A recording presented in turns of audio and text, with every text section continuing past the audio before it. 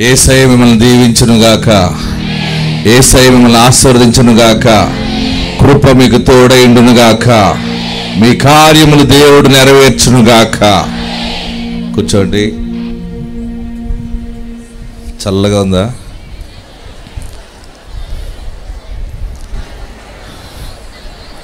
రెండు చేతులు జోడించి నమస్కరించి తొందరగా విడిచిపెడతారు మిమ్మల్ని ఈ నెల.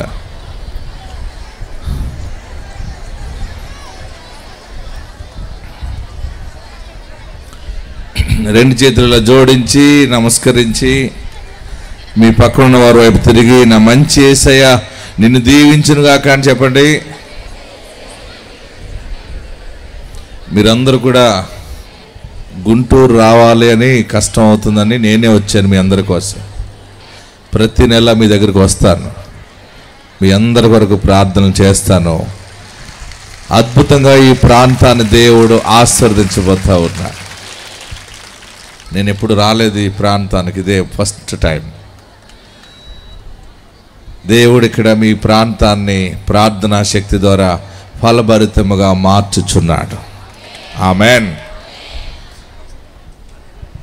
ఇక మీరు గుంటూరు రావక్కర్లేకుండా ఈ పరిసర ప్రాంతంలో ఉన్న ప్రజలందరూ కూడా ఇక్కడ సేవలో మీరు తోడ్పడటానికి ఉంటుంది. ప్రతి నెల ఒక డేట్, ఇంకా దేవుడు విశాలమైన స్థలం కొరకు ప్రార్థన చేస్తున్నాం. దేవుడు విశాలమైన స్థలం మనకి ఇస్తాడు.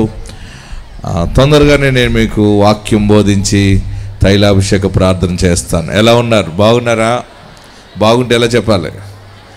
అబ్బా, చాలా ఎంత ఎండలో కూడా మీరు ఇలాగ సాక్ష్యం ఇస్తున్నారంటే సాతానుడు ఉడుకుపోతాడు. ఆమెన్. ప్రియులరా, మరి మన ప్రార్థన శక్తిలో దేవుడు అద్భుతమైనటువంటి ఘనమైన కార్యాలు ప్రభు జరిగించారు. పిల్లలు లేని వారి గురించి ప్రార్థన చేసిన రీతిగా తైలాభిషేక ప్రార్థనలో దేవుడు 5,400కి పైగా దేవుడు గర్భఫలాలు ఇచ్చాడు. పిల్లలు లేని వారు చాలామంది బిడ్డలను ఎత్తుకుని వస్తూ ఉన్నారు. కవలు పిల్లలు పుడుతున్నారు. ఇప్పుడు కవలు పిల్లలు పుడుతున్నారు, ముగ్గురు కూడా పుడుతున్నారు. తెనాలి ఒక రికార్డు కొడుతుందనమో అనుకుంటున్నాను నేను. ముగ్గురు కాదు, నలుగురిని కూడా కనే వాళ్ళని దేవుడు ఇక్కడ ఆశీర్వదించబోతా ఉన్నారు. పిల్లలు లేరని బాధపడడం అవసరం లేదు. ఈ సంవత్సరంలో దేవుడు నూతన గృహములు మీకు దయచేయునుగాక, నూతన ఆరోగ్యం మీకు దయచేయునుగాక, మీ యొక్క స్థితి, ఆత్మీయ స్థితి నూరంతలుగా అభివృద్ధి చెందునుగాక. సర్వశక్తుడైన యేసు నాతో ఉండగా, దివ్యమైన సన్నిధి నా చుట్టూ ఉండగా. పాడదాం. సర్వశక్తుడైన యేసు నాతో ఉండగా, దివ్యమైన సన్నిధి నా నిరీక్షణతో సాగేదా ఎంత దూరమైనా, నిరీక్షణతో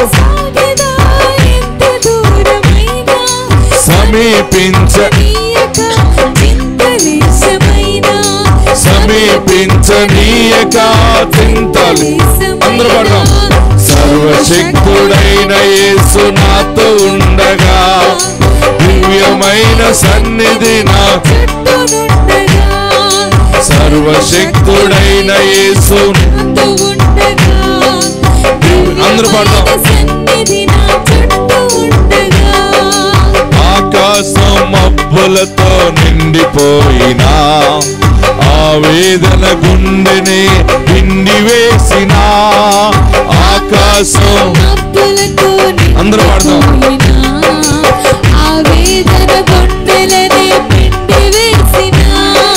నిరీక్షణతో సాగేదా ఎంత దూరమైనా, నిరీక్షణతో సమీపించనీయక చింతలేశమైన,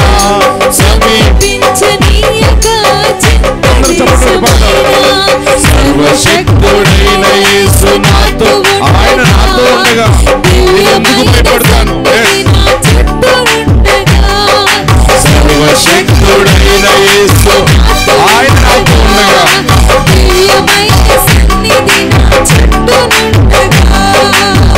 హల్లెలూయా. హల్లెలూయా చెప్పండి. మీకు ఒక వింతైన సాక్ష్యం చెప్తాను, పారిపోకుండా ఉంటారా?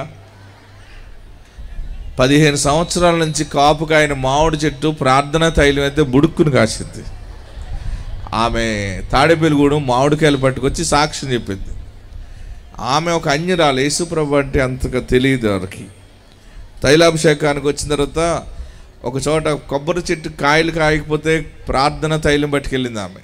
ఇసాక్ పాస్టర్ గారు ఇంతమందికి ప్రార్థన చేస్తే ఇంతమందికి పిల్లలు పుడుతున్నారు కదా, మా కొబ్బరి చెట్టు ఎందుకు కొబ్బరికాయలు కాయదు, చాలా కాలం అయిపోయిందని ఈ ప్రార్థన తైలం పట్టుకెళ్ళి కొబ్బరి చెట్టుకి అయితే కొబ్బరి చెట్టుకి కూడా గర్భం వచ్చేసింది.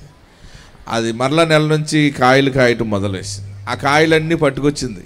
ఏంటి కాయలు అన్నాను. అయ్యగారండి ప్రార్థన తైలం వేసాక చెట్టు కూడా గర్భం వచ్చింది, అది కూడా కాపు కాస్తుందండి అన్నది. సరే అంత బాగానే ఉంది కదా అనుకున్నాం. ఈ సాక్షి విని ఆమె ఏం చేసిందంటే మొన్న ఈ నెలలోనే ప్రార్థన తైలం పట్టుకెళ్ళి మామిడి చెట్టుకి వేసిందట.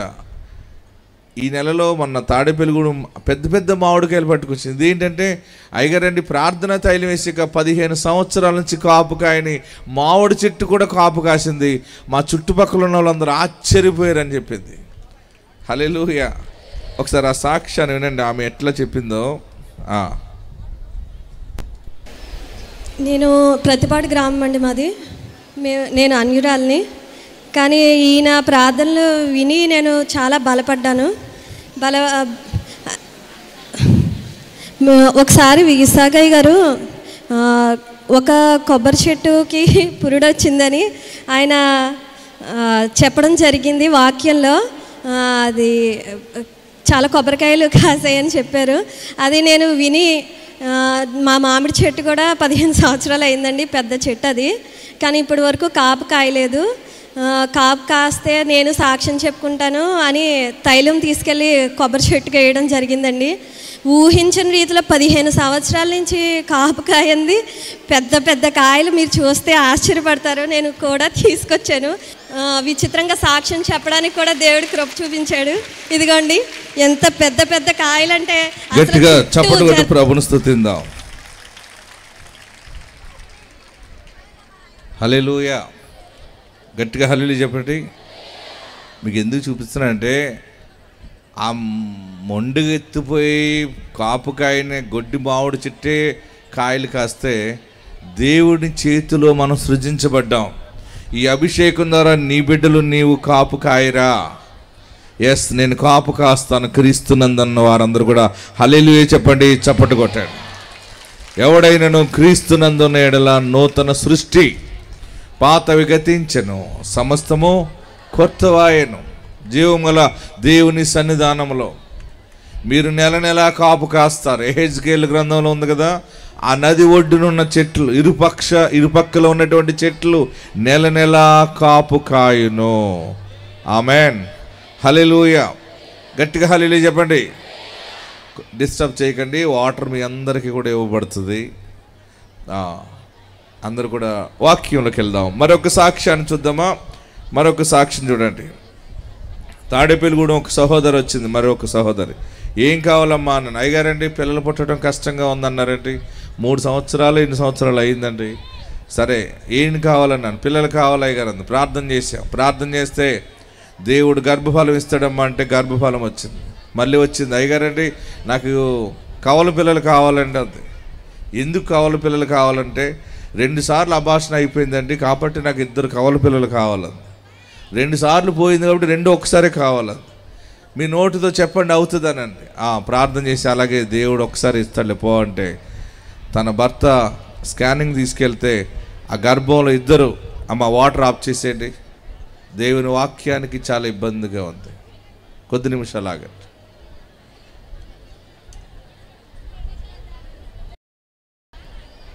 వాక్యాన్ని విని ఒక కొద్ది నిమిషాల్లో మీకు అందరూ తీసుకుందరు. కానీ ఆఫ్ చేసేయండి, కూర్చోండి.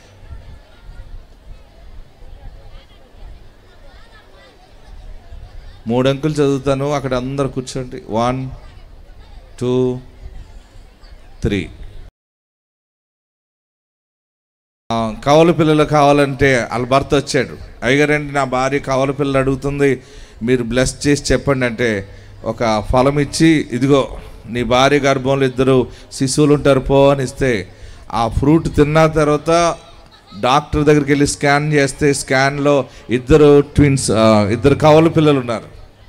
కవల పిల్లలు ఇద్దరు ఉంటే ఆ డాక్టర్ చెప్పాడు, 2 కవల పిల్లలు ఉన్నారండి. మళ్ళీ నెల వచ్చింది, అయ్యగారండి 2 కవల పిల్లలు అంతా బాగానే ఉంది, కానీ ఒక మగ పిల్లడు ఒక ఆడపిల్ల కావాలండి. ఇంతకుముందు ఒకరు అలాగే అడిగారు, దాన్ని బట్టి ఈమె అడిగింది. మొన్న నెలలో జరిగిన కొత్త సాక్ష్యం అన్నమాట.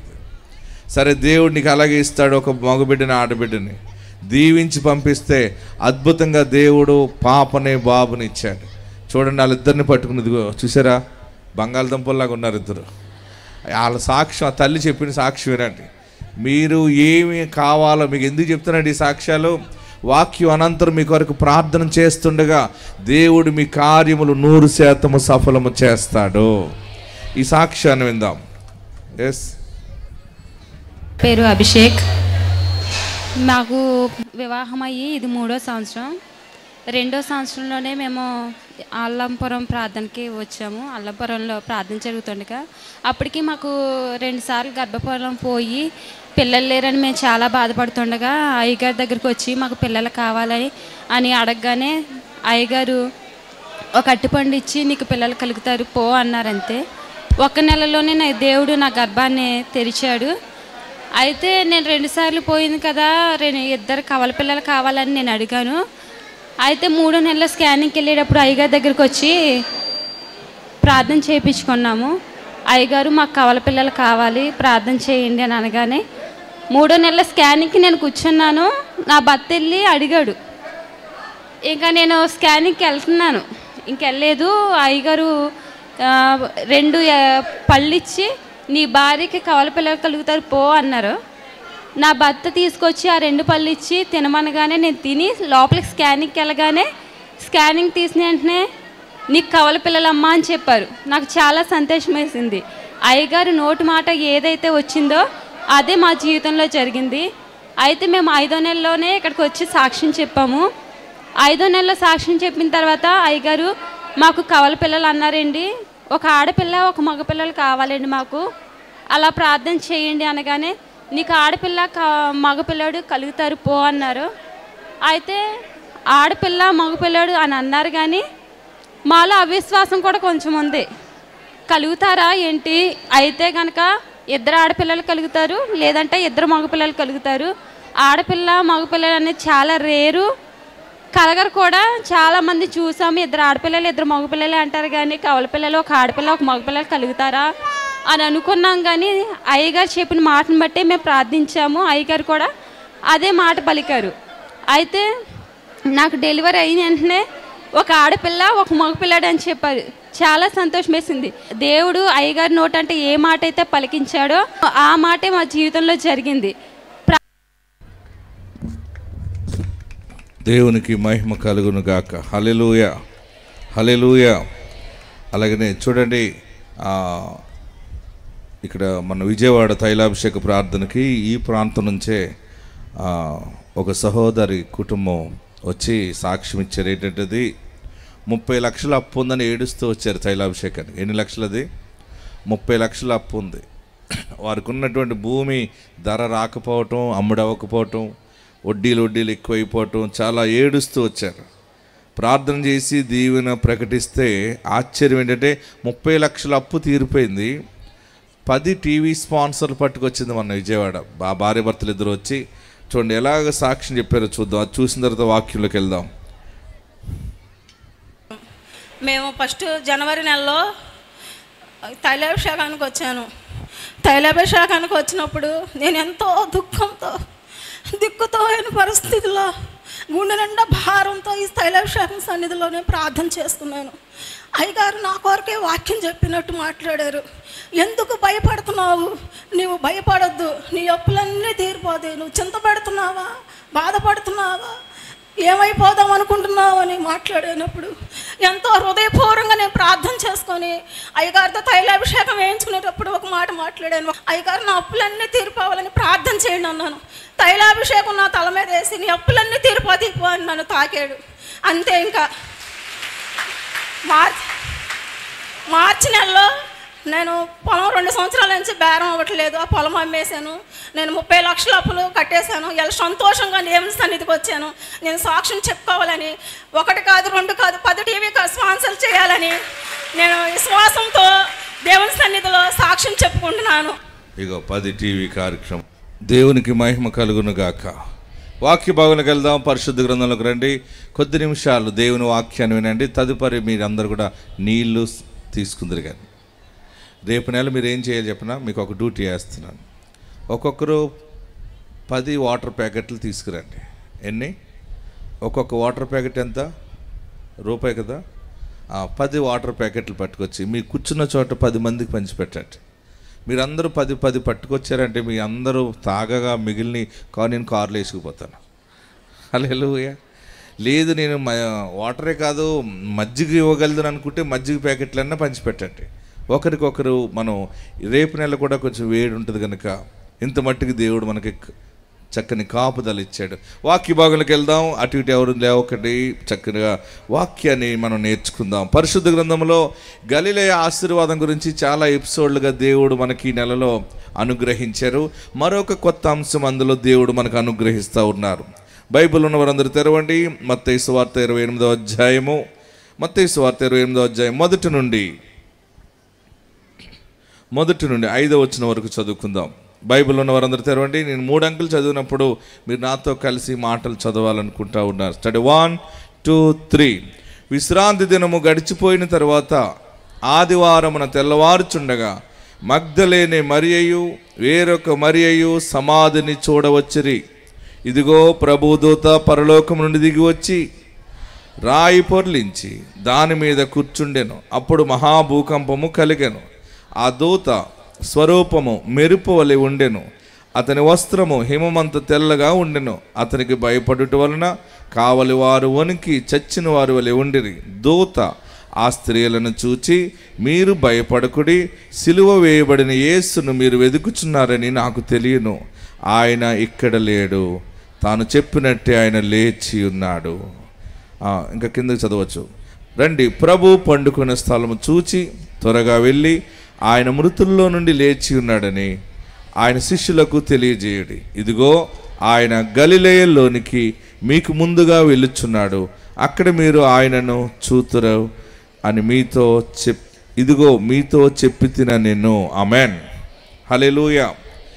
ఈ పునరుద్ధాన ఆశీర్వాద వాగ్దాన వాక్యము మనం ఈరోజు చదువుతూ ఉన్నాం. మత్తయి సువార్త 28వ అధ్యాయంలో మనం చూస్తున్నప్పుడు మత్తయికి చాలా ప్రత్యేకమైన విషయాల్లో దేవుడు ఆధిక్యతనిచ్చి ఉన్నాడు. ఆయన ద్వారా బయలుపరిచిన మాట ఏంటంటే, విశ్రాంతి దినము గడిచిపోయిన తర్వాత ఆదివారమున తెల్లవారుచుండగా మగ్దలేని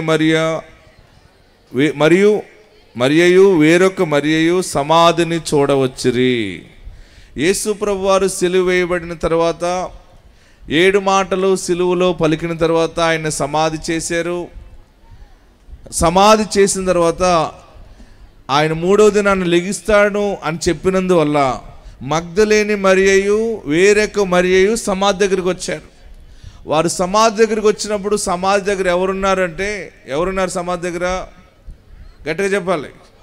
ఈరోజు వర్తమానం ఇదే. సమాధి దగ్గర అక్కడ సమాధిలో చూడటానికి వెళ్తే దేవుని దూత అక్కడ ఉన్నటువంటి రాయిని బొర్లించి దాని మీద కూర్చుని మాట్లాడుతుంది. ఏమని మాట్లాడుతుందంటే, అమ్మా మీరు సమాధిలో ఉన్నటువంటి యేసును చూడటానికి వచ్చారు కదా, మీరు ఆయన ఇక్కడ లేడు. ఏమంటుంది ఆ దూత?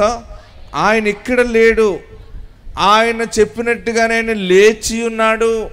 లేచిన తర్వాత ఆయన గలిలయకి వెళ్ళిపోయాడు. మీకు ముందుగా గలిలయకి వెళ్ళిపోయాడు. ఆమేన్. హల్లెలూయా.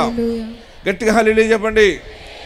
దూత సమాధి దగ్గర ఉన్నది. ఈరోజు అంశము దూత సమాధి దగ్గర ఉన్నది. ప్రియులరా, దేవుని దూత సమాధి దగ్గరుండి ఆ సమాధి దగ్గరికి వచ్చినటువంటి మగ్దలేనే మరియకి రూట్ చెప్తా ఉంది. ఏంటంటే, ఆయన సమాధిలో లేడు, మీరు సమాధిలో చూడకండి, ఆయన గలిలయ వెళ్ళిపోయాడు మీకంటే ముందుగా. మీరు గలిలయ గనక వెళ్ళగలిగితే ఆయనకు ముందుగా మీకు ముందుగా ఆయన వెళ్ళిపోయాడు కనుక మీరు గలిలయ వెళ్తే మీరు గలిలయలో ఆయనను చూస్తారు. హల్లెలూయా, గట్టిగా హల్లెలూయా చెప్పండి. నా ప్రియ సహోదరులరా, పరిశుద్ధాత్మ దేవుడు వాగ్దాన ఆశీర్వాదముగా ఇస్తున్న మాట ఏంటంటే, మన శ్రమలు, మన బాధలు, మన కష్టాలు సమాధిలాగా ఉంటాయి. చాలామందికి సమాధి కష్టాలు ఉంటాయి. అంటే నా జీవితంలో ఇంకా అప్పులు తీరవని అనుకుంటాం మనం. నా జీవితంలో ఇంకా పెళ్ళి అవ్వదేమో, నేను ఇల్లు కట్టలేనేమో, నా బ్రతుకేంటి, ఈ అవమానం ఏంటి, ఈ ఆందోళన ఏంటి, ఎప్పుడు నాకు మనసుకు శాంతి లేదు అని దుఃఖముతో ఉన్నావు. నీ కష్టము బహుశా సమాధి కష్టములాగా, ఇంక ఇది ఇంతే శాశ్వత కాలం ఉంటుంది. నా తర్వాత నా బిడ్డలకు అప్పులు ఉంటాయి, నా బిడ్డల తర్వాత నా బిడ్డలకు అప్పులు ఉంటాయి. మా బ్రతుకే అప్పులు, రోగాలు, బాధలతో, అశాంతితో ఉంటాము అనుకున్న నీకు దేవుడిస్తున్న మాట ఏంటంటే, నీ సమాధి కష్టము దగ్గర దేవుని దూత నిలిచి ఉన్నది. ఆమేన్, హల్లెలూయా. మనకు ఎన్ని సమస్యలు ఉన్నా కానీ మనం ఎందుకు సంతోషంగా ఉంటామంటే, మనకున్నటువంటి సమస్యల దగ్గర దేవుని దూత కూర్చున్నది. ఆమేన్. మనం భయపడవలసిన పని లేదు. ఎందుకంటే దూత మనల్ని సమాధిలోనికి వెళ్ళనివ్వకుండా మా దూత మనకి గలిలయ వైపు వెళ్ళేలాగా దారి చూపిస్తూ ఉంది. ఆమేన్. నీకెన్ని ఇబ్బందులున్నా, ఎన్ని కష్టాలున్నా, ఈరోజు పరిశుద్ధాత్ముడు నీకు ఇస్తున్న మాట ఏంటంటే, నీకెంత పెద్ద పోరాటమో ఉంది, కానీ ఆ పోరాటము దగ్గర ఒక రాయి బొర్లించి రాయి మీద దర్జాగా కూర్చున్న ఒక దేవుని దూత నీకు తోడై ఉన్నది. నమ్మిన వారందరూ గట్టిగా చప్పట్లు కొట్టి ప్రభువుని స్తుతించండి. ఎంత పెద్ద శోధనైనా, మన శోధనలో మన వారు అందరూ చెయ్యి విడిచిపెట్టినా, నీ అనే వాళ్ళందరూ దూరం అయిపోయినా, నా అనే వాళ్ళందరూ దూరం అయిపోయినా, చివరికి కట్టుకున్న మనిషి దూరం అయిపోయినా, నిన్ను విడువని వాడొకడున్నాడు. ఆయన తన దూతలను నీ దగ్గరికి పంపించి ఉన్నాడు. ఇంకా నువ్వు ఇన్ని సమస్యల్లో బ్రతుకుతున్నావంటే, ఇంత అవమానంలో కూడా నువ్వు బ్రతుకుతున్నావంటే, ఎందుకు బ్రతుకుతున్నావు, ఎలా బ్రతుకుతున్నావంటే, దేవుడు నీ దగ్గర, నీ ఇంటి దగ్గర ఒక ఏంజెల్ని పెట్టాడు. నమ్మిన వాళ్ళందరూ ఈ వాక్యము నా కొరకే అని అనుకుంటే ఆమెనని 7 మార్లు చెప్పి చప్పటి కొట్టి ప్రభువుని స్తుతించండి. ఎస్, ఇది నా కొరకే. దేవుడు నా ఇంటి దగ్గర ఒక దూతను ఏర్పాటు చేయడు. రాయి తగులాకుండా ఎత్తి నన్ను పట్టుకున్నాడు. వేటకాని ఊరిలో నుండి నా ప్రాణాన్ని రక్షించాడు. బలమైన రెక్కల క్రింద నాకాశ్రయమిచ్చావు. వేటకాని ఊరిలో నుండి నా ప్రాణాన్ని రక్షించావు. బలమైన రెక్కల క్రింద నాకాశ్రయమిచ్చావు. లేనే లేదయ్యా వేరే ఆధారం, నా దుర్గమా, నా శైలమా. లేనే లేదయ్యా వేరే ఆధారం, నా దుర్గమా, నా శైలమా. ఆరాధన ఆరాధన నా తండ్రి నీకే ఆరాధన.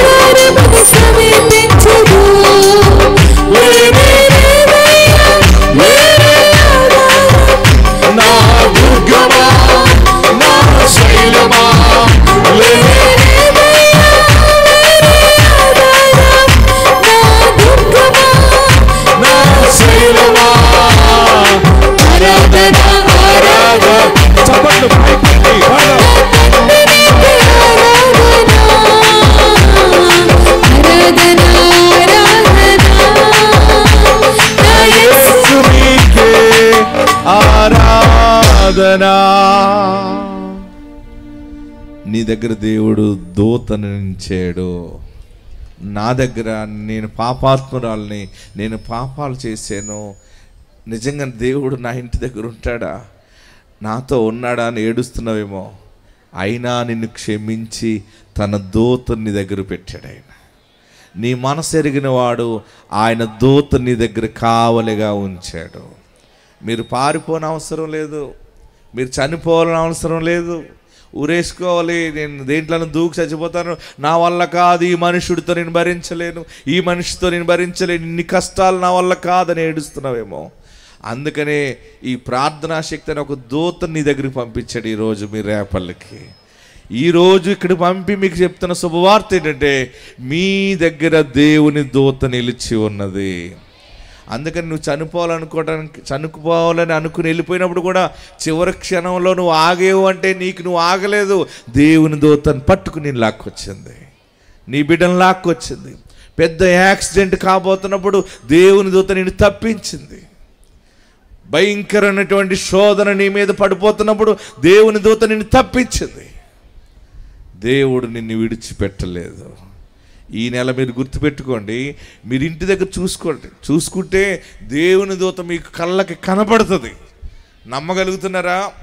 ఒక దైవజనుడు సువార్త చేయడానికి వెళ్ళి ఒక ప్రాంతంలో ఒక రోడ్డు పక్కనే ఖాళీ ప్లేస్లో చిన్న మందిరం కట్టుకుంటే ఆ పక్కన ఉన్నటువంటి ల్యాండ్ లార్డ్ ఇక్కడ తీసేయాలి, ఇక్కడ ప్రార్థన తీసేయాలరా అంటే, మీరేమన్నా కానీ దేవుడు నాకు చూపించాడు, నాకు ఇక్కడే దారి ఉంది, ఇది గవర్నమెంట్ స్థలంలో నేను చిన్నగా నా పిల్లలతో ఉన్నానని సేవ ప్రారంభిస్తే అతను అనుకున్నాడంట, ల్యాండ్ లార్డు మా ఏరియాలో జరిగిన సాక్షిని చెప్తున్నాను, ఎలాగైనా సరే ఈ మనుషుడిని, ఈ పాస్టర్ని, ఈ కుటుంబాన్ని నాశనం చేసేయాలని చెప్పి రాత్రికాల సమయంలో ఆ మనుషుడు, ఆ ల్యాండ్ లార్డు అక్కడి నుంచి తన భూమి ఉంది, ఆ భూమి గల యజమాని వచ్చి అర్ధరాత్రిగాడు వచ్చి ఈ యొక్క దైవజనుడిని చంపటానికి వచ్చి ఆ గుమ్మం దగ్గర నిలబడ్డాడట. గుమ్మం దగ్గరికి వచ్చేటప్పటికి ఆ గుమ్మం ముందే తెల్లని వస్త్రాలు వేసుకున్న దేవుని దూత నిలిచి ఉందట. వెంటనే ఆ మనుషుడు భయపడి వెనక్కి వెళ్ళిపోయాడు. ఎవరో ఉన్నారు, ఎత్తుగా ఉన్నాడు ఎవడో, మెలకుగా ఉన్నాడు ఎవడో ఉన్నాడు ఇంటి దగ్గర అని చెప్పి వెళ్ళిపోయాడు.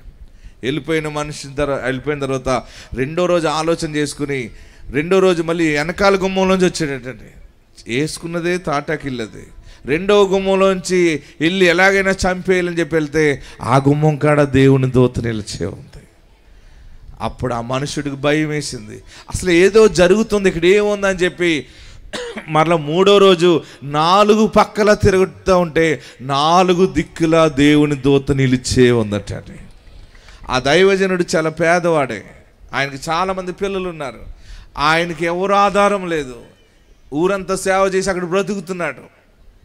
చిన్న పరిచర్య, ఆర్థికంగా ఏ పూటగా పూట తెచ్చుకుని బ్రతుకుతున్న సేవ అది.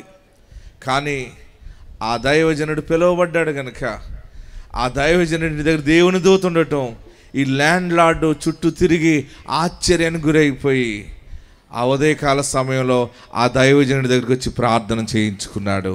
నీ ఇంటి దగ్గర మొదటి గుమ్మంలో నేను చూశాను, ఒక పెద్ద మనిషి నిలబడి ఉంది, ఒక దైవంలాగా. ఒక తెల్లని వస్త్రాలు వేసుకుని ఒక మనుషుడు ఈ పక్క నిలబడ్డాడు. నేను 4 పక్కలో చూశాను, ఎవరో నీ ఇంటి చుట్టూ ఒకరు తిరుగుతూ ఉన్నారు. నాకు ఆశ్చర్యం వేసింది. అంటే అప్పుడు దైవజనుడు అనంట, మేము ఏమీ లేని వారమే కానీ దైవ బలము కలిగిన వారము, మా ఇళ్ళ దగ్గర దేవుని దూత ఉంటుంది. అద్భుతం ఏంటంటే ఆ మనుషుడు మారు మనసు పొంది, ఆ మనుషుడు మార్పు చెంది, నువ్వు గవర్నమెంట్ స్థలంలోనే కాదు నా స్థలంలో కూడా నువ్వు దేవుని మందిరాన్ని ఏర్పాటు చేయని తన స్థలంతో సహా దేవునికి ఇచ్చాడు. మనము పైకి అందరికీ పనికిమాలిన వాళ్ళుగా కనబడుతున్నామేమో కానీ నీ ప్రయాణంలో దేవుని దూత నీకు తోడుగా ఉంది. నీ అప్పులు, నీ రోగము, నీ బాధ, వేదన, అవమానములో ఉండి నలిగిపోతున్నా కానీ నీ ఇంటి దగ్గర గోడ మీద దేవుని దూత కూర్చుని ఉన్నది. ఈరోజు చేస్తున్న పని ఏంటంటే దేవుని దూత మీకు సరైన గైడ్ లైన్స్ ఇవ్వబోతా ఉంది. ఆమేన్, హల్లెలూయా. నువ్వు అనుకోవచ్చు, ఎవరు నాకు ఏ సలహా ఇవ్వట్లేదు, నా బిడ్డ కోసం, నా భవిష్యత్తు కోసము, నా బిడ్డ భవిష్యత్తు గురించి కూడా ఎవ్వరూ ఆలోచన చేయట్లేదని అనుకుంటామేమో. దేవుని దూత గలిలయకి మిమ్మల్ని నడిపించబోతా ఉంది. నేను గలిలయ సముద్రం మీద తిరిగాను, గలిలయ ప్రాంతానికి వెళ్ళాను. మీరు చూడొచ్చు స్క్రీన్ మీద. నేను గలిలయ సముద్రం దగ్గర 3 రోజులు స్టే చేశాను. ఏంటి గలిలయ యొక్క స్పెషాలిటీ అని చూశాను. యేసు ప్రభు సమాధి దగ్గరికి వెళ్ళాను. మీకు చూపిస్తున్నాను చూడండి. యేసు ప్రభు సమాధి, తెరవబడిన సమాధి దగ్గర, ఆ లేచిన యేసు ప్రభు లేచిన సమాధి దగ్గర నేను ఇదిగో ఫోటో తీసుకున్నాను. నేను చూసాను ఎంత స్టైల్గా ఉన్నాను. మరే ఆయన్ని ఈ సమాధిలో పెట్టారు యేసు ప్రభు వారిని. ఇందు లోపల ఈ రాయేమో అలా దొర్లించి, నేను ఎక్కడ నిలబడ్డాను అక్కడ దేవుని దూత రాయి బొర్లించి అక్కడ కూర్చుందనమాట. ఈ మత్తయి 28లో ఉన్నటువంటి మాట ఏంటంటే, ఈ రాయి ఇక్కడ బొర్లించి ఇక్కడ కూర్చుని చెప్తా ఉంది, ఓ మగ్దలేనే మరియా మీరు సమాధిలో చూడకండి, ఆయన ఇక్కడ లేడు, ఆయన లేచి గలిలయకి వెళ్ళిపోయాడు. ఎక్కడికి వెళ్ళిపోయాడు ఆయన? గలిలయకి వెళ్ళిపోయాడు. మీరు ఆయనను చూడాలంటే మీరు గలిలయలోనే చూస్తారు. ఈ సమాధిలో నుండి యేసు ప్రభు లేచి 40 రోజులు భూమి మీద ఉన్నారు. ఆయన ఎన్ని రోజులు ఉన్నారు? 11 మార్లు అందరికీ కనబడ్డారు. ఆయన 11 సమయాలు అందరికీ కనబడి చివరి దినమున ఆయన అందరికీ చెప్పి అందరి ముందు అందరూ చూస్తుండగానే పైకి ఆరోహణమై వెళ్ళిపోయారు. ఆమేన్, హల్లెలూయా. మరి గలిలయలోకి వెళ్ళిపోమని దేవుని దూత ఎందుకు చెప్తుందంటే, గలిలయలో ఉన్న ఆశీర్వాదం ఏంటంటే, గలిలయ అనేది అక్కడ ఒక సరస్సు అనమాటది. ఆ గలిలయలో చేపలు విస్తారంగా దొరుకుతాయి. ఏం దొరుకుతాయి? ఇదిగో గలిలయ సముద్రం అనమాట. దీని చుట్టూ కూడా ఈరోజు మంచి డెవలప్ అయిపోయింది, మంచి బిల్డింగ్స్ ఉన్నాయి. ఇందులోనే యేసు ప్రభు వారు ప్రయాణం చేశారు. ఆయన శరీరధారిగా ఉన్నప్పుడు ఈ యొక్క గలిలయ సముద్రము అంటే ఒక సరస్సు లాగా ఉంటుంది. అది 22 కిలోమీటర్ల పొడవు ఉంది, 11 కిలోమీటర్ల వెడల్పు ఉంది గలిలయ. యేసు ప్రభు సమాధి నుండి లేచి వెంటనే గలిలయకి వచ్చేసారు. ఎక్కడికి వచ్చారు? గలిలయకి. దేవుని దూత అంటుంది, మీరు సమాధిలో చూడకండి అమ్మా, సమాధిలో ఏమీ ఉండదు, నేను చెప్తున్నాను, మీరు గలిలయకి వెళ్ళిపోతే యేసు మహిమను మీరు అక్కడ చూడగలరు. ఆమేన్, హల్లెలూయా. ఇదంతా కూడా గలిలయ ప్రాంతం ఫలభరితంగా ఉంటుంది. చుట్టుపక్కల ఉన్నటువంటి కొండల మీద ఉన్నటువంటి మంచు, వర్షపు నీరంతా కూడా అక్కడికి వస్తుంది. ఈ నీటి ఊటకి బలమైన రుచికరమైన చేపలు ఉంటాయి. గలిలయ ఫస్ట్ పాయింట్ ఏంటంటే, గలిలయ వ్యాపారానికి సూచన. ఆమేన్. ఆ గలిలయ ప్రాంతంలోనే పేతురత్త గారు అలాగే ఆ కుటుంబీకులందరూ కూడా, ఆంధ్రేయ, వీళ్ళందరూ కూడా చేపలు పట్టుకుని, చేపలు దొరికితే అమ్ముకుని బ్రతికేవారు.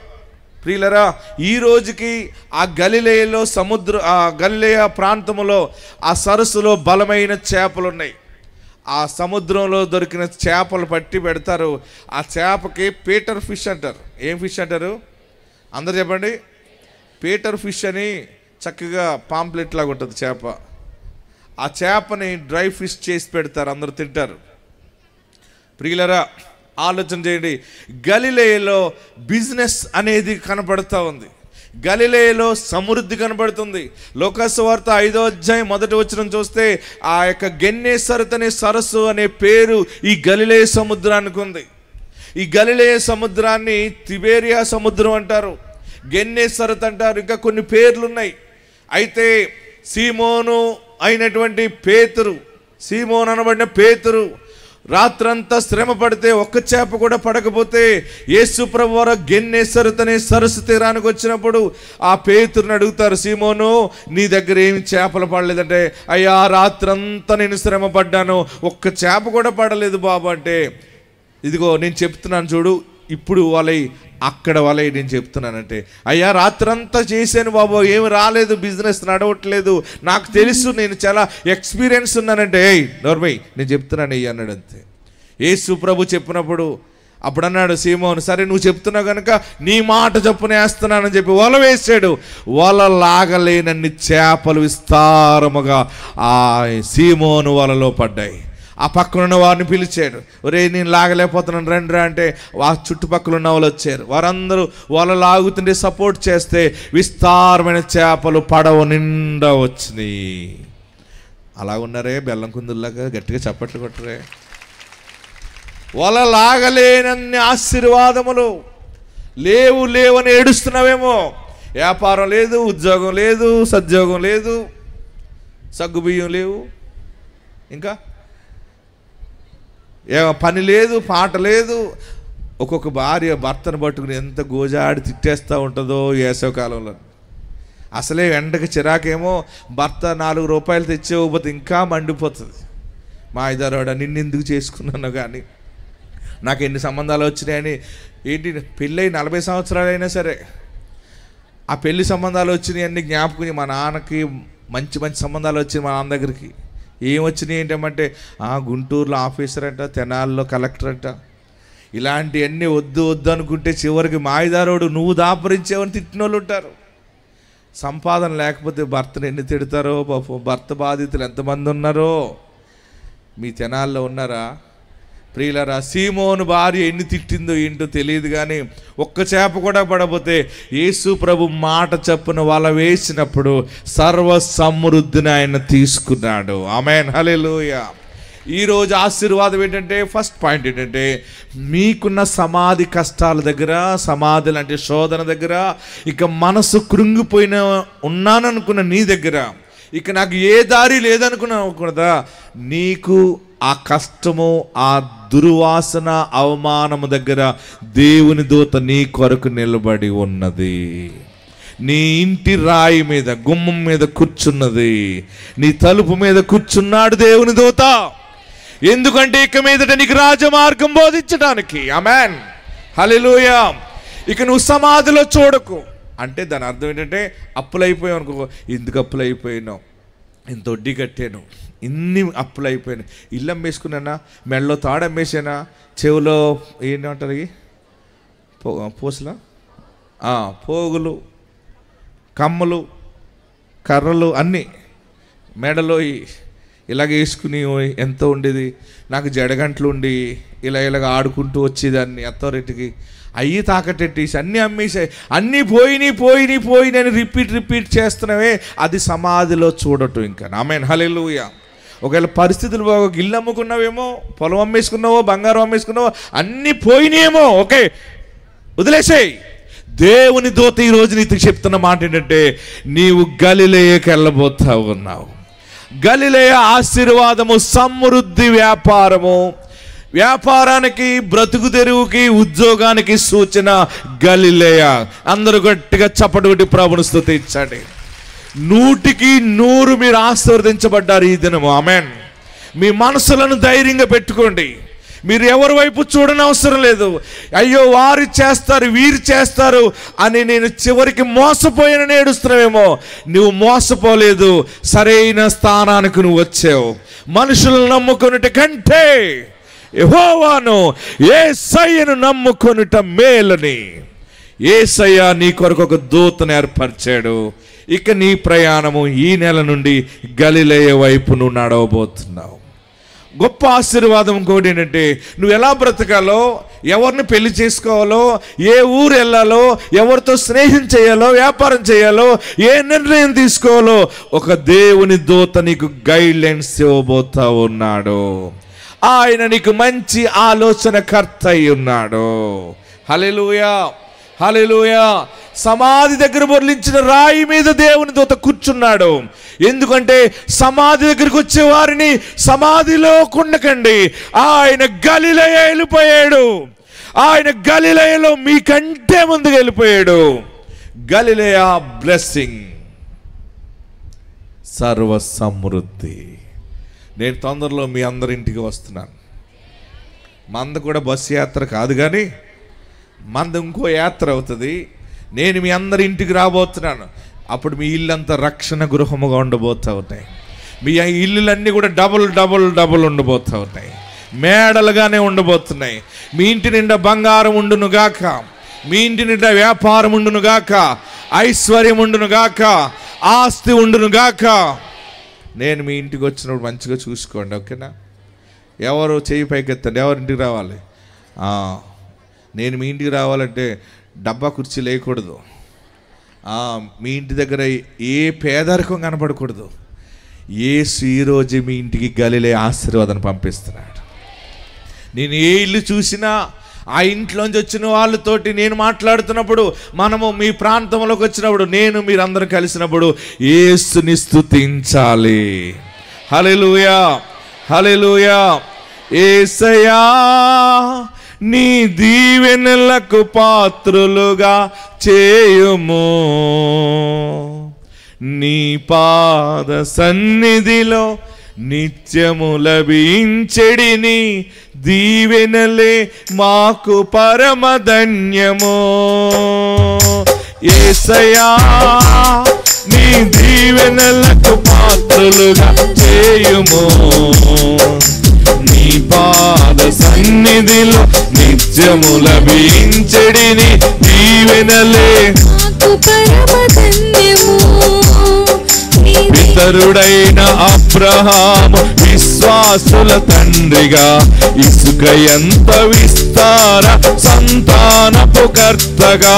పితరుడైన అబ్రహాము విశ్వాసుల తండ్రిగా, ఇసుక ఎంత విస్తార సంతానపు కర్తగా. విశాలమైన భూభాగం, విశాలమైన కలిగిన యజమానిగా పొందినట్టి ఆ దీవెన మాకు సుఖము దేవా, పొందినట్టి ఆ దీవెన మాకు సుఖము దేవా. యేసయ్యా నీ దీవెనలకు పాత్రులుగా. అందరూ నోరు తెరిచి పాడండి. నీ పాద సన్నిధిలో నిత్యము లభించెడిని అందరూ మీ కుర్చీ తలపై పెట్టుకోండి. యేసయ్యా నీ దీవెనలకు పాత్రులుగా చేయుము. అందరూ తలపై చేపెట్టుకోండి. నీ పాద సన్నిధిలో నిత్యము లభించెడిని దీవెనలే మాకు పరమధన్యము. తలపైకెత్తి. యేసయ్యా నీ దీవెనలకు పాత్రులుగా. మీరందరూ దీవించబడుతున్నారు. మీరందరి మీద ఆత్మ మహిమ కుమ్మరించబడుతూ నేను చూస్తున్నాను. దైవాశీర్వాదముతో మీరు నింపబడునుగాక. చప్పట్లు కొడదాం. యేసయ్యా నీ దీవెనలకు పాత్రులుగా, నీ పాద సన్నిధిలో నిత్యము లభించెడిని దీవెనలే ధన్యము. హల్లెలూయా. మీరందరూ బాగుపడిపోయి మీ దగ్గరగా ఉన్న ప్రార్థనా మందిరాలకు వెళ్ళిపోండి అంతే. మీ ఆరాధనా సంఘంలో మీరే ధనవంతులుగా ఉండాలంతే. మీరు పొట్టు చీర కట్టుకుని వెళ్తూ ఉంటుంటే ఏంటమ్మా ఈ సంగతి ఏంటి ఇలా మారిపోయింది ఏంటి, వాళ్ళ పిల్లోడు కారు వేసుకొస్తున్నాడు చర్చికి, ఈమె కారు వేసుకొస్తుంది, అన్నీ రాసేసుకుంటున్నారు, ఇలా ఇలా పెట్టేసుకుంటున్నారు, ఇలా ఏంటి కళ్ళజోళ్ళు బ్యాగులు జోళ్ళు తలుక్కుమని అంటున్నాయి అన్యులు చెప్పుకోబోతున్నారు నీ గురించి. ఆమెన్. మనం దేవుని మందిరానికి మహాధనవంతులుగా వెళ్ళాలి, భాగ్యవంతులుగా వెళ్ళాలి.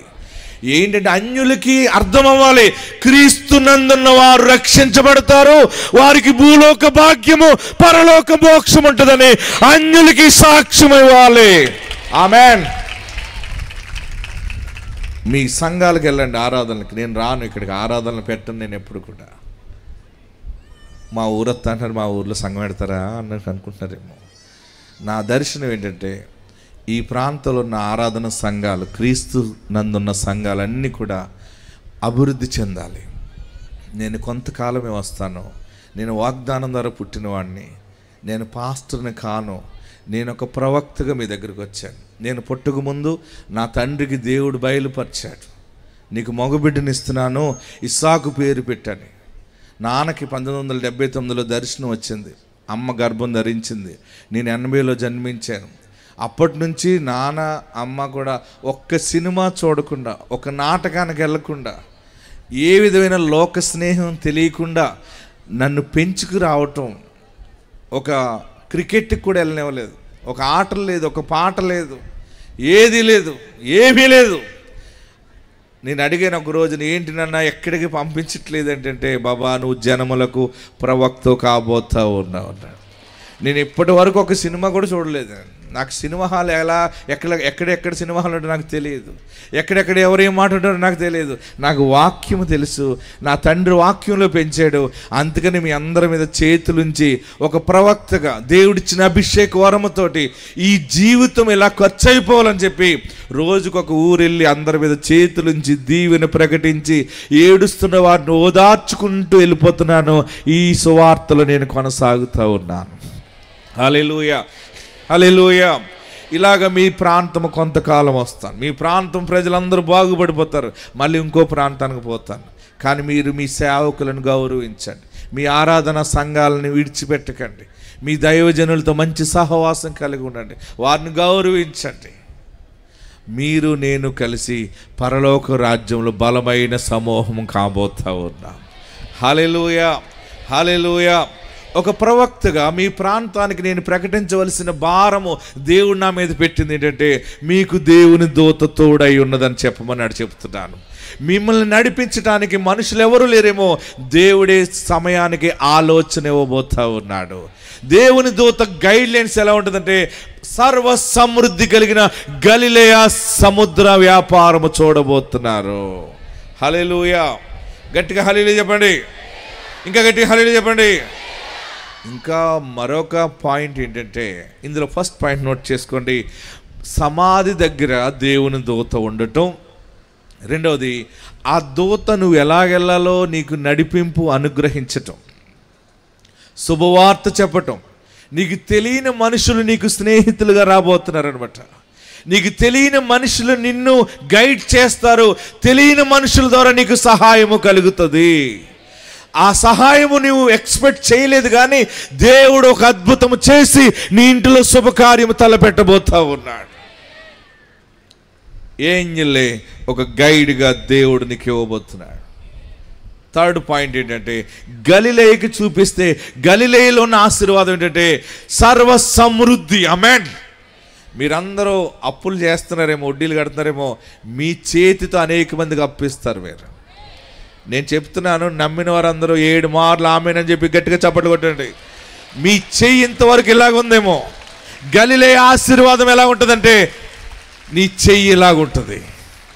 ఇంతవరకు ఇలాగుంది, ఎవరు అప్పిస్తారా, ఎవరు చేస్తారా, ఎవరు అమ్మ అయ్యా అన్నవేమో, ఇంకా అమ్మ అయ్యా లేదు, గొయ్యలేదు, ఇంకా నీవే గోతులు నింపుతావు నీ చేతితోటి. ఇంతవరకు ఇలాగున్న నీ చెయ్యి దేవుడు ఇలా మారుస్తూ ఉన్నాడు. గుప్పుళ్ళు ఇప్పిస్తావు, నువ్వు నీ బిడ్డలు ధర్మకార్యాలు చేస్తారు, అనేక మందికి అన్నం పెడతావు, దరిద్రము కొట్టివేయబడుతుంది. ఇక సమాధిలో చూడొద్దు. భర్త ఏదైనా తెలుసో తెలియక తప్పు చేశాడు, ఆడిని పట్టుకుని గుంజకు, ఇంకా నువ్వు ఎటు చూస్తున్నావు, ఎవరితో మాట్లాడుతున్నావు. నాకు కల వచ్చేసింది రాత్రి అంతా. ఒక ఆవిడ మన ఏమని ఇద్దరు దెబ్బలాడుకుంటూ వచ్చారు. ఏమంటే ఇతను ఎవరితో మాట్లాడుతున్నాడండి అంతే. నేనన్నా నువ్వు ఎవరితో మాట్లాడుతున్నావు అన్నాను. ఏమోనండి పాస్టర్, నేను ఎవరితో మాట్లాడలేదండి అన్నాడు. ఏమ్మా అతను ఎవరితో మాట్లాడలేదు కదా, నువ్వు ఎలా చూసావు అన్నాను. నాకు తెలుసండి అంది. నీకు ఎవరు చెప్పారు? నాకు ఎవరు చెప్పలేదండి, నాకు దేవుడు చెప్పాడు అంది. దేవుడు ఎలా చెప్పాడు అన్నాను. ఈయన నేను పడుకుంటే ఈయన ఫోన్ అట్టుకుని ఎవరితోనో మాట్లాడుతున్నట్టు కనపడిందండి నాకు అంత. అలాంటి పిచ్చి కళ్ళు, అంటే మొగుడి మీద అనుమానం చివరికి కళ కింద వచ్చేది అనమాట. ఒక్కొక్కరికి అలాగే కళలు వస్తూ ఉంటుంటాయి. మా ప్రాంతంలో ఒకటి కళ వచ్చేసింది. ఆ మనుషుడికి పెళ్లి సంబంధం అంటే సరే చేసుకో అని చెప్పాను. నా దగ్గర మాట్లాడటానికి వచ్చి వస్తున్నాడు. వస్తూ కాళ్ళలోకి పోయింది మోటార్ సైకిల్. కాళ్ళలోకి వెళ్ళిపోయి కాళ్ళలో ఉన్నటువంటి ఆ రొట్ట తుప్పల్లోకి పోయి మునిగిపోయాడు. చివరికి ఎవరో చెప్పారు, ఏమంటే పలానా మనుషుడు కాలంలోకి వెళ్ళిపోయాడంటే లాక్కొచ్చి రోడ్డు మీద పెట్టారంటే, చివరికి ఎవరబ్బా అని చెప్తే మనకు సంబంధించిన టికెటే.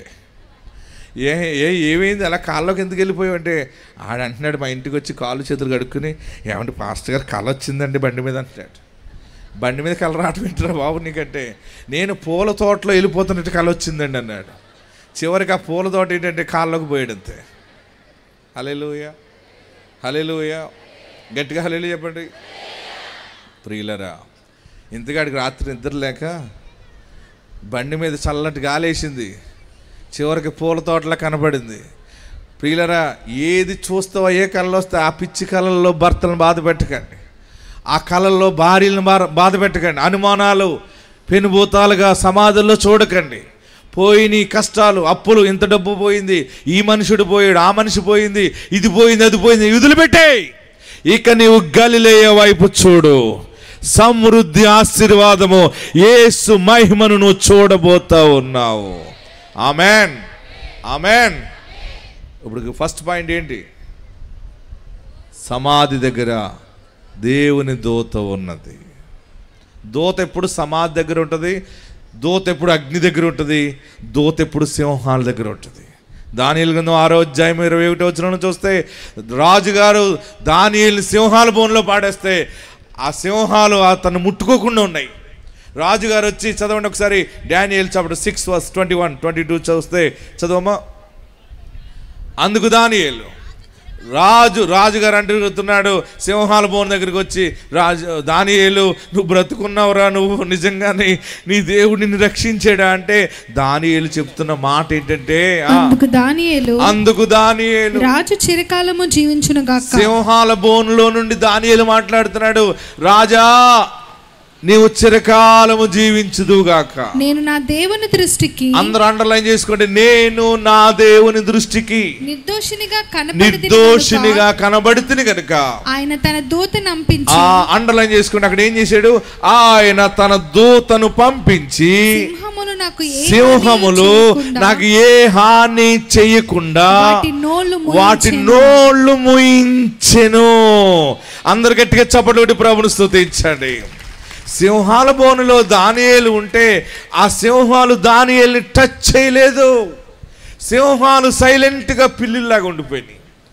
ఆ బోనులో వేసిన సూపర్వైజర్ వెళ్ళి రాజుగారికి చెప్పాడు, రాజా దానియేలు బతుకున్నాడు, నాకు అర్థం కావట్లేదు, సింహాలు దానియేలుని ఏం చేయలేదంటే రాజుగారు గబగబా లెగిసి వచ్చి ఆ సింహాల బోన్ దగ్గరికి వచ్చి, ఒరే దానియేలు నీ దేవుడిని రక్షించాడా అంటే, రాజా నీకేం తెలుసు, నా దేవుడు నా దగ్గరికి తన దూతను పంపించాడు. ఆమేన్, హల్లెలూయా. లేకపోతే మీరు చచ్చిపోదురు ఇప్పటికి. మీకు ఎన్ని శ్రమలు, సింహాలు మీ చుట్టూ ఉన్నా వాటి నోర్లను దేవుడు మూయిస్తూ ఉన్నాడు. ఆమేన్. మనకెటువంటి శ్రమ వచ్చినా భయపడవలసిన పని లేదు. యేసు తన దూతను పంపి నిన్ను కాపాడుతాడు, తన దూతను పంపి నిన్ను ఆశీర్వదిస్తాడు, తన దూత ద్వారా నీకు మంచి సూపర్ గైడ్ లైన్స్ దేవుడిస్తాడు. హల్లెలూయా, హల్లెలూయా. ఈ గలిలయ సముద్రం యొక్క ఆశీర్వాదం మరొకటి ఏంటంటే, ఈ సముద్రం పైనే యేసు ప్రభు వారు నీళ్ళ మీద నడిచాడు. ఆమేన్. మీకు బోల్డ్ అంత ప్రసంగం చేద్దామని ఉంది, కానీ మీరున్న వేడికి మీ మీద జాలేస్తూ ఉంది. అందుకని మరలాసారి కూడా ఇంకా ఎక్కువ వాక్యం బోధించుకుందాం. ప్రియులరా, ఈ గలిలయ సముద్రం మీద యేసు ప్రభు నడిచారు. అంటే నీళ్ళ మీద నడవటం ఏంటంటే ఆధారం లేకుండా మన నడకలు నడుస్తాయి. ఆమేన్, హల్లెలూయా. సమాధులు ఎందుకు చూస్తున్నారు మీరు? గలిలయలో ఆయన మహిమను చూస్తారన్నాడు. పేతురు ఈ గలిలయ సముద్రం మీద వెళ్తున్నప్పుడు తుఫాన్ వచ్చింది. ఆ తుఫాన్లో ఎవరో కనబడుతున్నారని అనుకున్నారు వారు. ఎవరు కనబడుతున్నారంటే, ఎవరు మీరంటే, నేనే అన్నాడు ఆయన. భయపడకూడే అన్నాడు, యేసుని అన్నాడు. నువ్వు యేసు అయితే నువ్వు నేల మీద నడిచినట్టుగా నేను నేల మీద నడుస్తానా అన్నాడు పేతురు. నడుస్తావు రా అన్నాడు. పేతురు పడవలోంచి కాలు తీసి నేల మీద పెడితే నేల మీద నిలబడ్డాడు పేతురు. ఆమేన్, హల్లెలూయా, హల్లెలూయా. యేసు ప్రభు నేల మీద నడిచాడు. తన నమ్మిన సేవకుడు, దాసుడని విశ్వాస అయిన పేతుర్ని దేవుడు నేల మీద నడిపాడు. అంటే ఏ ఆధారము లేకుండా నువ్వు నేల మీద నడిచినట్టుగా, ఏ ఆధారం లేకుండా ఇంట్లో బిడ్డ పెళ్లి చేస్తావు. నమ్మిన వారు చప్పట్లు కొట్టి ప్రభువును స్తుతించండి. ఏ ఆధారం లేకుండా ఇల్లు కడతావు. ఏ ఆధారం లేకుండా పెద్ద కార్యక్రమాన్ని తలపెడతావు. అందరి ముందు తలగానే ఉంటావు కానీ తోకగా ఉండవు.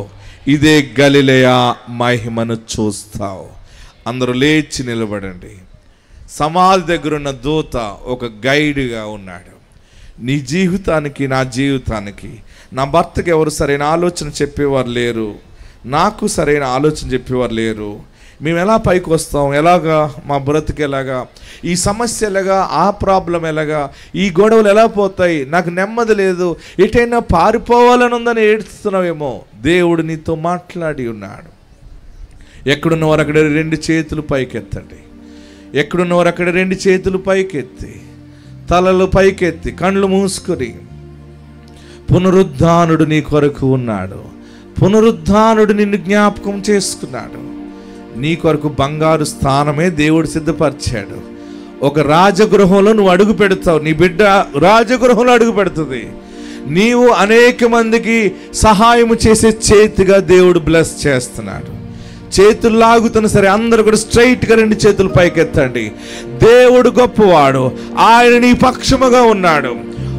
నీ ఇంట్లో గర్భఫలము చూస్తావు, నీ ఇంట్లో భూఫలాన్ని చూస్తావు, ఉద్యోగ ఫలాన్ని చూస్తావు, అన్ని రకాల ఫలాలు, గలిలయ సమృద్ధి, పడవ నిండా ఉన్న చేపలు, నీళ్లు నిండా దీవెన, నీళ్ళ మీద నడవటం, ఆధారము లేకుండా ఎవరు ఊహించుండరు అలాంటి బ్రతుకు నీవు బ్రతకబోతా ఉన్నావు.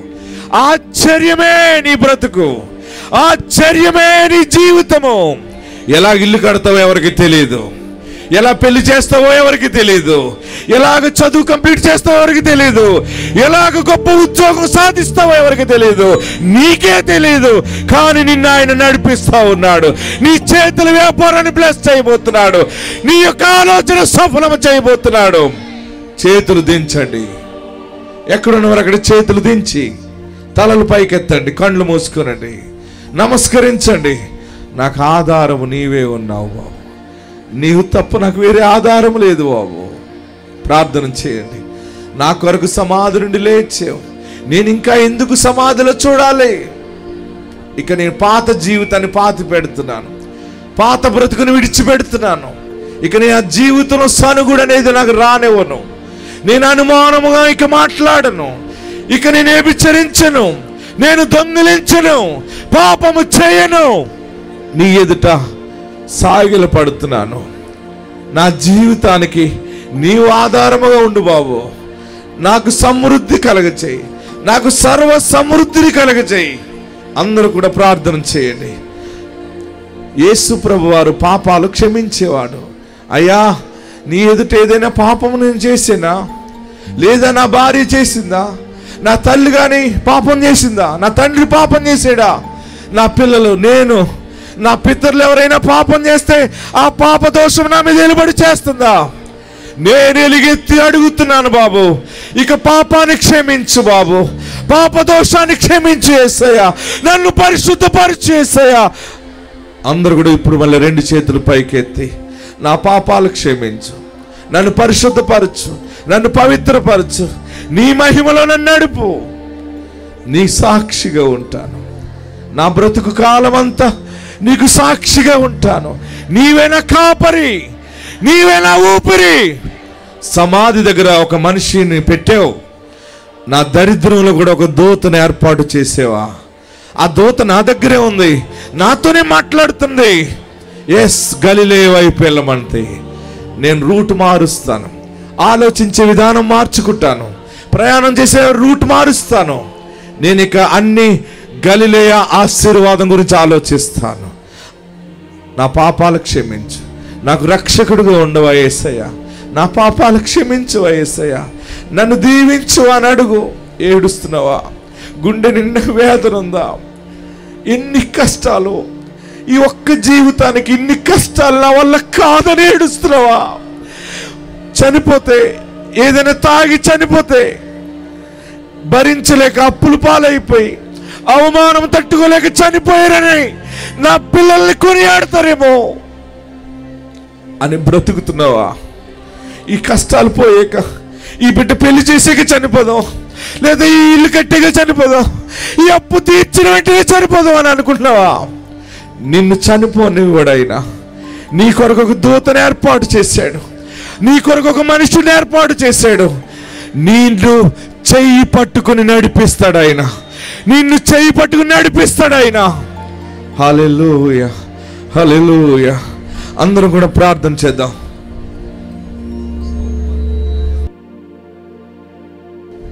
హల్లెలూయా, హల్లెలూయా. ప్రార్థన. నీ మహిమ నాకు తోడుగా ఉంచండి, నీ సన్నిధి నాకు తోడుగా ఉంచండి. అందరూ కళ్ళు మూసుకుని ప్రార్థన చేద్దాం. ప్రభువా, నిన్ను నా రక్షకుడిగా అంగీకరిస్తున్నాను, నిన్ను నా దేవుడిగా స్వీకరిస్తున్నాను. నా పాపాలు క్షమించు, నా ఇంటి మీద ఏలుబడి చేస్తున్న దోషాన్ని తొలగించు. అందరూ ప్రార్థన చేయండి. సర్వాధికారి యేసు ప్రభువా, మీకు వందనాలు. మీ పాద సన్నిధానంలో ప్రార్థిస్తున్నాను. దుఃఖముతో నీ బిడ్డలను ఓదార్చండి, ఆదరించండి. అప్పులు బాధలతోటి కొట్టుమిట్లాడుతున్న కుటుంబాల్లో ఐశ్వర్యాన్ని దయచేయండి. నువ్వు నమ్మదగిన దేవుడు. ఎవరు విడిచిపెట్టినా నీవు విడిచిపెట్టే దేవుడు కాదు బాబు. నువ్వు నమ్మకమైన దేవుడవు, నిజమైన దేవుడవు. ఒక్కసారి బిడ్డలను ఆదరించండి. వెంటనే రిజల్ట్ రావటానికి మరలా నెల మా ప్రార్థనలో బలమైన సాక్ష్యాలు చెప్పుకునే స్థితి దయచేయండి. మానసికంగా కృంగిపోయిన బిడ్డలను ఓదార్చండి. పాపములు పడిపోయిన బిడ్డల్ని రక్షించండి. నీ సన్నిధి దయచేయండి. ఉద్యోగాలు లేవని ఏడుస్తున్న బిడ్డలకు ఉద్యోగములు దయచేయండి. వ్యాపారంలో నష్టపోయిన బిడ్డలకు వ్యాపారంలో అభివృద్ధిని దయచేయండి. అందరి మీద నీ అభిషేకము దయచేయండి. గర్భఫలాలు లేని వారికి గర్భఫలాలు దయచేయండి. వివాహం కాని వారికి మంచి లైఫ్ పార్ట్నర్స్ మీరు అనుగ్రహించండి. మంచి జీవిత భాగస్వాములను దయచేయండి. అనారోగ్యం వారిని ముట్టి బాగు చేయండి.